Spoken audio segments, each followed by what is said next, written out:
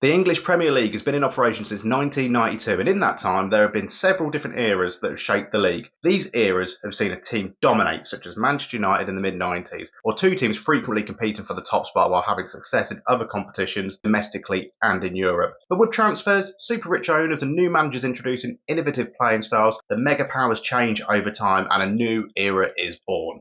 We are currently in an era which has been dominated by Manchester City and Liverpool, and I believe it's coming to an end, and I'll explain why. But before we do, I just need to give you this brief message. Quick one from me to say thank you for all the support that I've had over the past month since joining YouTube. If you haven't subscribed yet, please do, and I look forward to bringing you more football content in the future. Let's have a look at the previous Premier League eras to see if history has left us any clues to help us understand if change is really coming. Starting with the Manchester United era, 1992 to 1997. During this time, Manchester United dominated the league, winning 4 titles in 5 Premier League seasons. This era was led by the likes of Eric Cantona, Captain Steve Bruce and a young Roy Keane. Before, of course, the class of 92 came of age in 1996. In the one season Manchester United didn't win the league, Blackburn beat them by 1 point, which just shows how difficult it was to beat United in that era. And the end of this era was really driven by one man, Arsene Wenger. Arsene Wenger came to the Premier League in 1996 and he introduced a new attacking style which focused heavily on wingers stretching the defence and providing service to the strikers. He had a strong emphasis on player conditioning and physical fitness, wanting the Arsenal team to be able to endure a whole season at a really high standard. Ray Parlour's revealed on TalkSport how ketchup and fizzy drinks were banned, with dietitians coming in to remind players to chew their food correctly. Manchester United were going nowhere though, which leads to our next era. The Manchester United and Arsenal era, 1997 to 2004.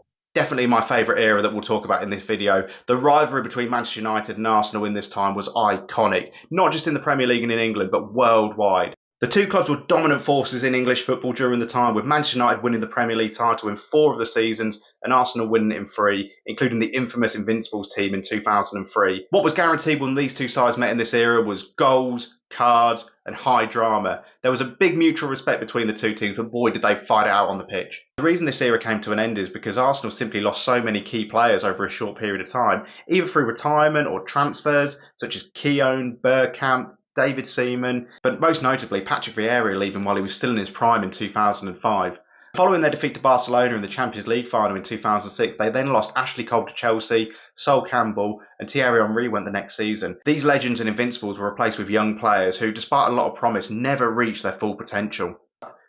Although United also had some problems with high-profile players leaving and a couple of flops coming in during the end of this era, they invested really well in the youth, and that paid off in the years to come.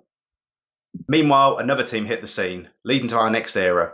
Chelsea and Man United era, 2004 to 2011. Russian billionaire Roman Abramovich bought Chelsea in 2003 and very quickly started investing in the squad, the training facilities and bringing in a new manager. Enter Jose Mourinho. The special one became the manager of Chelsea in June 2004 after winning the Champions League with Porto a month earlier. As well as his outspoken personality, Mourinho was known for his tactical expertise and his ability to get the best out of his players. He implemented a strong defence-minded approach that helped Chelsea achieve 2 Premier League titles and 3 domestic cups, including an FA Cup win over United in 2007. United got the better of Chelsea in the league that year, and following Mourinho's departure, they went on to also win in 2008 and 2009. A new decade started with Ancelotti's Chelsea ending United's league dominance, though Man United were able to reclaim the title in 2011. Chelsea and Man United's rivalry was fuelled by a number of high-profile matches, including the 2008 Champions League final, which Manchester United won on penalties. This era had fantastic players in their prime: Didier Drogba, Cristiano Ronaldo, Wayne Rooney, Frank Lampard, John Terry, Rio Ferdinand, Vidic. The list really does go on. And the end of this era can be summed up with one word. Yes, Man City had finally arrived, and it was in this moment one era ended and a new one began. The unpredictable era, 2012 to 2017. After Man City's win in 2012, Fergie did win it back to Man United in 2013 after signing a striker from a former enemy, now frenemy. And it was after this title win where things really took a turn.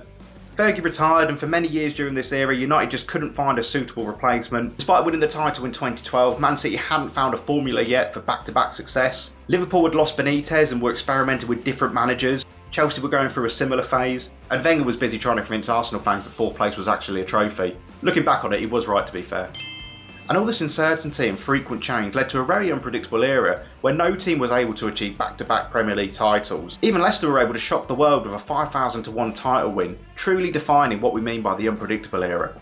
But something else was slowly happening in this era which was indeed going to change the Premier League going forward, and that is a change from a traditional top 4 to a new top 6. This era ended with Conte's Chelsea winning the Premier League title for the 5th time in 2017 and legendary captain John Terry retiring with a send-off that saw him substituted in the 26th minute. A bit cringe, but that's what he wanted. And now we're at our current era, Manchester City and Liverpool. They have been dominant since Klopp and Guardiola entered the Premier League. And it was Pep who got off to a really good start with Manchester City in 2018, not only winning the league in his first season, but doing so by breaking a record of 100 points.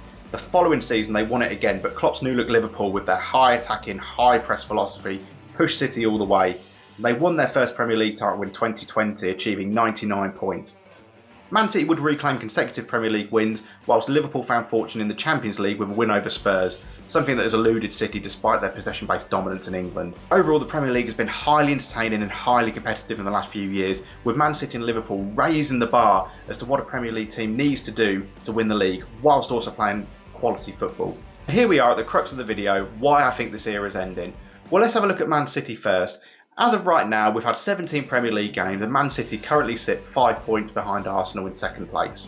And this is despite having Haaland, who's already scored 21 Premier League goals, the fastest player to get 20 goals in the Premier League. So it makes you wonder, why are they not running away with it? And I know it's really hard to criticise Man City, and I might make myself look like a bit of a fool, but I'm going to attempt to do it right now. As I say, we've had 17 games so far. Let's compare to see where they were this time last year. After 17 games last season, Man City were 2 points better off where they are this season. They'd scored 40 goals and conceded 9, whereas this season they've scored 45 but conceded 16. So Haaland coming in has increased the number of goals as you would expect with his goal tally. However, they've conceded nearly double the amount of goals they did at this point last season. And when you compare the goals that have been contributed from the midfield, they're half what they were last season.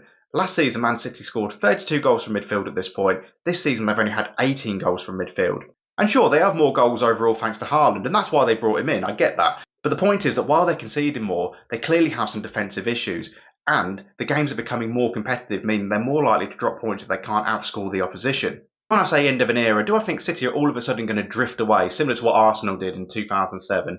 No, absolutely not. But Arsenal are proving that the gap between them and Man City is shrinking. Even Ten Hag United are getting a bit closer to them this season. Like I say, it's really hard to critique Man City. Liverpool, on the other hand, currently sits 16 points off league leaders Arsenal and 7 points off the top 4. I'm worried. And it doesn't take a deep dive into their stats to see where the problems lie, because they are everywhere. Núñez does look like he could be a good player, but he's struggled to convert chances.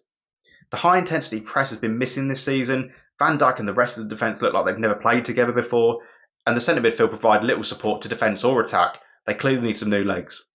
Opta Stats recently revealed that Liverpool have allowed opponents 51 big chances so far this season, which is more than twice any other of the sides above them in the table. So having analysed, I do think that we are at an end of an era. I'm not really concerned about Man City. I think they're here to stay, although they're probably not as dominant as they have been over previous Premier League years. It's Liverpool I'm worried about. I don't think they've replaced Sadio Mane. I think they need at least 3 or 4 centre midfielders, probably a new centre back as well. And I'm worried they're going to slowly drift away in the next few seasons, and they need a rebuild to get back. So what does this mean for the next Premier League era? Well, Man City will continue to be the benchmark in my opinion, similar to how Man United were in the 90s. But who will they be competing against? Well, we're going to have a look at that in part 2. Subscribe to my channel, like the video, and make sure you check that one out. Speak to you soon.